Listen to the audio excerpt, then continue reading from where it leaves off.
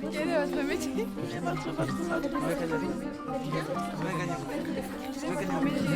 Quel est votre métier? Quel est votre parcours? Combien gagnez-vous?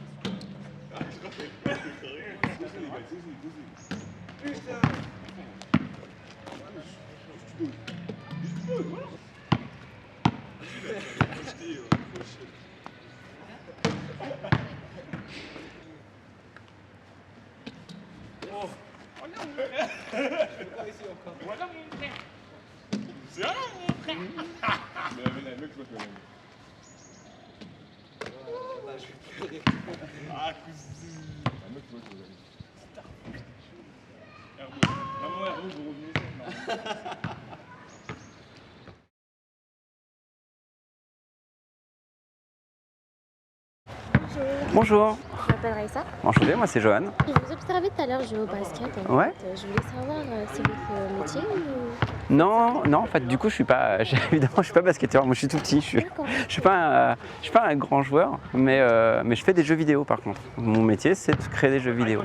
Du coup, le basket, c'est très proche. Ce qui est même intéressant, c'est quand, du coup, comme tu as déjà joué un petit peu au basket et au ballon, tu vois que une fois que tu connais tes gestes et que tu sais ce que tu dois faire, finalement, le gros de ton travail, on va dire, ou le gros de ton amusement, ou ce que tu vas faire, ça se passe dans ta tête. Au final, si tu dois éviter quelqu'un, si tu dois shooter, si tu dois faire une passe, enfin toute la stratégie, finalement, elle va se passer, c'est très intellectuel. Enfin, tout va se passer à l'intérieur de ta tête. Et dans un jeu vidéo, c'est exactement la même chose. Tout le travail, j'appelle ça du travail parce que finalement, moi, mon travail, c'est de générer ça. C'est de fait que quand quelqu'un appuie sur un bouton, il a l'impression d'utiliser un pistolet, même si j'apprécie pas forcément ce type de jeu le plus ou ce type de thématique. Mais enfin, en tout cas, j'ai envie que la personne, lorsqu'elle appuie sur un bouton, elle a l'impression de faire une action. Et cette action, elle se passe dans sa tête. Et j'ai envie même de dire que pour faire mon travail, il faut passer pas mal de temps à faire du sport, ou aller voyager, aller au cinéma, aller au théâtre, pour essayer de bien se rappeler quels sont les éléments qui se passent dans ta tête au moment où tu le fais vraiment, pour essayer de les reprocurer à quelqu'un.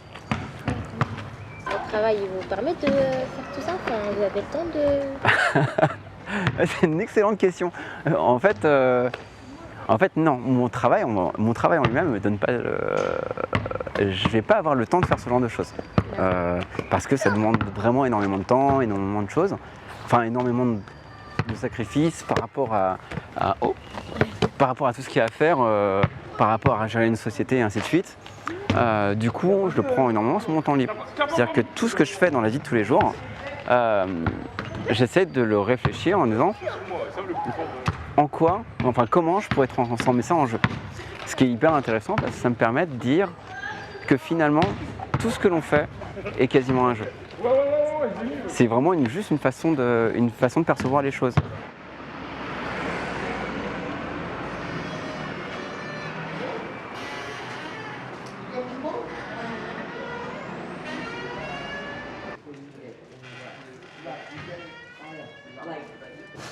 Moi, j'ai l'impression d'avoir trouvé ce que j'avais envie de faire dans la vie.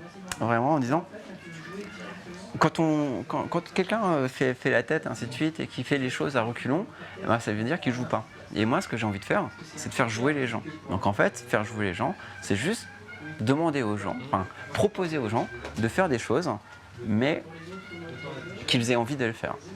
C'est-à-dire que t'aimes pas faire des maths, mais par contre, t'aimes bien faire du sudoku, par exemple. Donc t'as des cases, t'as des chiffres, et puis ça t'amuse de remplir les cases et de mettre ces chiffres-là. Au final, quand tu fais ça, tu fais juste des maths, quoi. Et du coup, tu peux détester les maths et adorer faire des sudoku. Bon, ça veut dire, t'aimes pas faire ta compta ou t'aimes pas faire tes comptes à la fin du mois, mais t'aimes bien résoudre des problèmes avec des chiffres. Et ces chiffres, c'est facile à utiliser. Il faut faire quelles études pour faire ça? Pour faire mon métier, il n'y a pas vraiment d'études particulières. C'est-à-dire que c'est une discipline qui est très très récente. Le jeu vidéo, ça a à peine 20 ans. Les premiers jeux vidéo, en fait, au grand public, c'est à peu près 20 ans. Donc, tout n'a pas été inventé, il y a encore plein de choses à découvrir. Et les études sont très très récentes. Donc il y a pas mal de formations qui commencent à être proposées. Mais finalement, tu pourrais aller dans un studio si tu es extrêmement motivé et que tu as commencé à réfléchir fondamentalement à ce que c'était que du jeu. Tu peux devenir game designer. Mais en fait, pour ça, il faut vraiment, on va dire, avoir une curiosité démentielle. Il faut passer son temps à lire des bouquins de philosophie, de psychologie, de neurologie, mais d'histoire de l'art, de tout et n'importe quoi. Parce qu'en fait, fondamentalement, étant donné que n'importe quoi de ce que tu peux faire, ça peut être soit un travail, soit du jeu.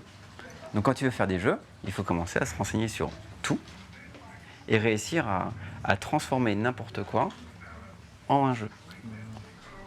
Est-ce que vous préférez le monde réel ou le monde virtuel? Alors c'est pas facile. Alors évidemment, je préfère le monde réel. C'est une évidence absolue. Parce que finalement, le monde virtuel, c'est un monde qui se passe forcément dans ta tête. Dire qu'on préfère le monde virtuel, ça voudrait dire qu'on n'accepte pas de vivre avec des gens, quoi. Mais en fait, finalement, après, qu'est-ce qu'on pourrait apprécier dans le monde virtuel? Par exemple, un monde virtuel, Facebook, c'est un monde virtuel. Mais en fait, c'est un monde virtuel, parce que c'est du texte, c'est un écran et ainsi de suite. Mais les personnes qui sont derrière, ou ce que tu apprécies à l'intérieur de Facebook, finalement, c'est tes potes. C'est des vraies personnes, c'est des personnes qui te parlent. Et donc ces personnes-là, c'est des personnes réelles. Ouais. Et donc ce que tu aimes dans Facebook, dans ce monde virtuel, finalement, c'est le réel. Parce que s'il n'y avait que des ordinateurs, si Facebook, c'était juste une page, et toi, tu peux poster des choses, et il n'y a personne qui te répond, ce serait naze. Donc, par essence, en fait, j'ai envie de dire, ce que je préfère, moi, ce que j'aime, c'est dans la vie, c'est la vie. Et c'est pas un abstrait. Ce qui est dans la vie, quoi. Ouais. Après, par contre, en fonction des sujets, par exemple, dans le cinéma, j'apprécie énormément la science-fiction. Dans la littérature, j'aime beaucoup la fantasy. L'heroic fantasy, les chevaliers, les boules de feu et tout. En fait, le virtuel, c'est un bon moyen de s'échapper. Quand tu as envie de te dire, finalement, ce que j'ai envie de voir, c'est des choses extraordinaires. En fait, c'est même ce que tu as envie de voir, c'est le délire d'une personne. Enfin, qu'est-ce qui se passe dans ta tête et jusqu'où tu pourrais aller. Est-ce que quand vous jouez, vous oubliez tout ce qui est autour, tout ça? Alors, ouais, quand je suis en train de jouer, en fait, tu rentres dans un univers. C'est-à-dire qu'un jeu, c'est un truc qui contient des règles. C'est un petit univers, un petit espace bien défini, dans lequel tu sais tout ce que tu peux faire. Et en fait, tu es dans une espèce de bulle intellectuelle où tu sais exactement les règles, ce qui va se passer, ou en tout cas, tu vas y aller. Est-ce que ça t'isole? Le fait de jouer, du coup, pendant ta pratique, si c'est un jeu qui est très solitaire. Oui, ça dépend du jeu, en fait. Ça dépend du jeu. Jouer, c'est on va dire, c'est un espace, c'est une pratique. Et si j'allais partager avec d'autres personnes, c'est hyper fort. En plus, c'est hyper fort parce que c'est un truc dans lequel on s'implique vachement. Mais les jeux, c'est pas sérieux, non? Les jeux, c'est pas sérieux? Bah. Les jeux, c'est pas sérieux. Alors, c'est compliqué. En France, on a tendance à dire que le jeu, c'est c'est l'opposé du travail. Et le travail, c'est sérieux. Mais quand tu joues, par exemple, quand tu joues à GTA, c'est hyper sérieux pour toi. Oh bah ouais. Attends, à fond dedans. Ouais, t'es à fond dedans. Si jamais j'effaçais ta sauvegarde, Non, je vais câbler là, je vais péter un plomb. tu vas péter un plomb, quoi. Je veux dire, en fait, du coup, ce qui est sérieux, c'est l'implication, ce que toi, tu perçois de l'objet, quoi. C'est-à-dire que tu dis, si tu considères que c'est sérieux, en fait, c'est sérieux. Ce qui veut dire que c'est pas tant le jeu qui est sérieux ou pas sérieux. C'est toi qui vas définir si tu considères que ça a de l'importance ou si c'est pas important. Après, ce qui est intéressant, c'est qu'il y a des formes de jeux dans leur thématique aujourd'hui qu'on appelle des jeux sérieux, des jeux utiles, des serious games. En fait, il y a des jeux, quand tu y joues, ça t'apprend des choses que tu vas pouvoir vraiment utiliser dans la vie réelle. Bah, t'as déjà vu des simulateurs d'avion? Ouais, c'est Ouais, vrai. sur ordinateur et ainsi de suite. Tu as des simulateurs d'avion. Bah, finalement, ça réagit exactement comme réagirait un vrai avion.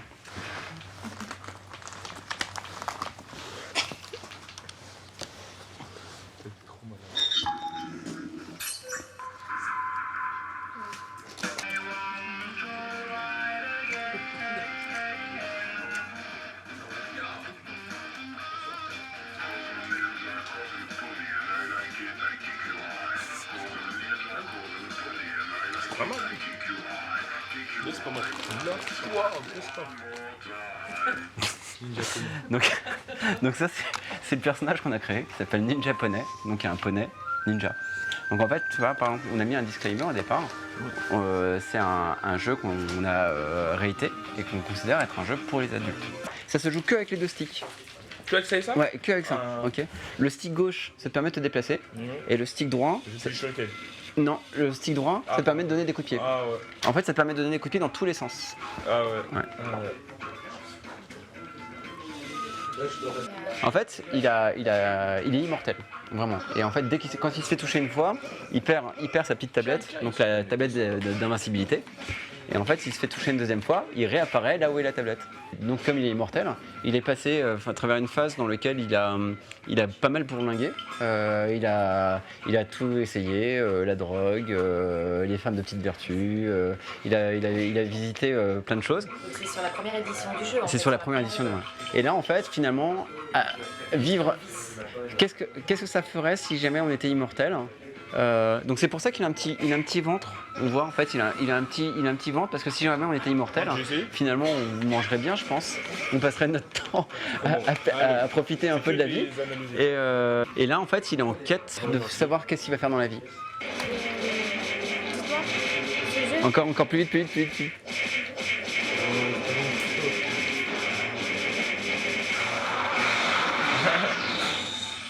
C'est bon, vous êtes là? Ouais, c'est. Comment dire? Ce jeu-là, du coup. Parce que vous avez dit que quand vous faites un jeu, vous faites attention à ce que les gens s'y retrouvent. Et, enfin, vous voulez transmettre. Comment tu bouges? Vous réfléchissez à ce que les gens veulent voir, veulent faire et tout. Il veut pas que je Là, fasse. dans ce jeu-là, vous voulez que. Enfin, à part mettre des coups de pied. Qu'est-ce que les gens y font? Alors en fait, ce que l'on voulait, c'était d'avoir une espèce d'analogie en disant si jamais je ne sais pas qui je suis et pourquoi,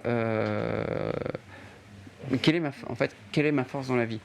Et en fait, ce personnage-là, au début, il va sortir d'une cage. Donc, comme on l'a vu au début du jeu, là, il était en cage. Il va avoir une révélation et il va essayer de trouver quelle est sa différence et quelle est sa force. Et dans un premier temps, en fait, dans sa réflexion, il a l'impression que ce qui fait sa force, c'est de donner des coups de pied à tout ce qui bouge et puis que personne ne peut l'arrêter. Progressivement, dans l'histoire du jeu, parce que là, en fait, on raconte une histoire, finalement, il va se rendre compte que le fait d'être différent, c'est vraiment sa propre force. Le fait de ne pas être comme les autres. Et au fur et à mesure du jeu, il va le découvrir. Et finalement, ce que nous, on voulait raconter à travers ce jeu, c'était ça. C'est le fait d'accepter, tu veux pas être comme tout le monde. Et le fait d'être différent, ça fait de toi quelqu'un d'exceptionnel et ça fait de toi une force. Par contre, il faut le découvrir. Il faut découvrir en quoi tu es différent et une fois que tu l'as découvert, de le mettre en avant, de le valoriser. Mais à côté de ça, ça ne nous empêche pas non plus de faire des très mauvais jeux de mots et puis de taper sur des gens à coups de pied.